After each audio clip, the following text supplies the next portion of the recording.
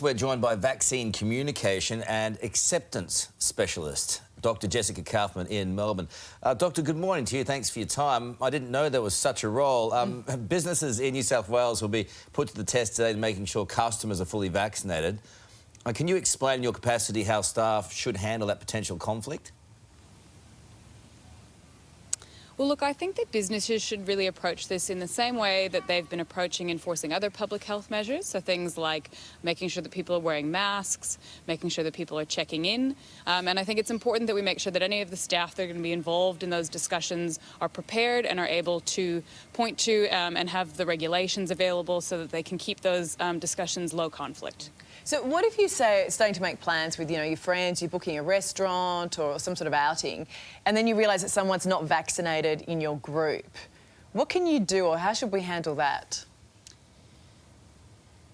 Well, the first thing I would say is try to sort of assess that before you're making plans, and certainly before you are at a particular occasion or at a picnic with people. And I think everyone sort of needs to assess their own risk profile and what you're comfortable with. There are ways to be sociable with people who aren't vaccinated. It might be one-on-one, it might be outside, but I think that we need to, of course, follow all of the rules at the moment, but also bear in mind that people are still just coming out of a really scary time, and it's pretty reasonable, I think, for people to have different levels of comfort about spending time with people who are unvaccinated, at least for the time being. I think that's right. I was speaking to some friends over the weekend, and because I'm like a horse at the gate, ready to roll, but they're like, oh no, we've got to do this slowly. We want to go here first or there. See, I'm a little bit like that. Are you? Yeah. No, I'm like... Does that surprise any of us? But it's important to note that that some of these people, as you say, are going to be slower to get out. How do you handle that potential conflict too if you're a staff member and someone's coming into a shop or whatever it is and they're not vaccinated?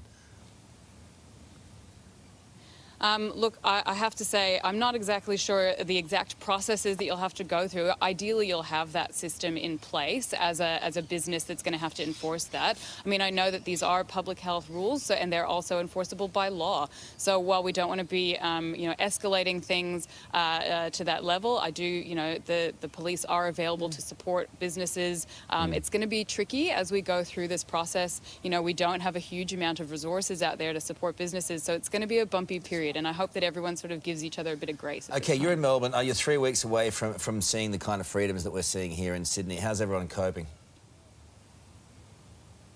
Oh, I don't really want to see the news from Sydney for a little bit, I know, have to say. I get that. But we're okay. We're pretty used to it. I think that's a really important point, and we've been conscious of. Thank you for coming on.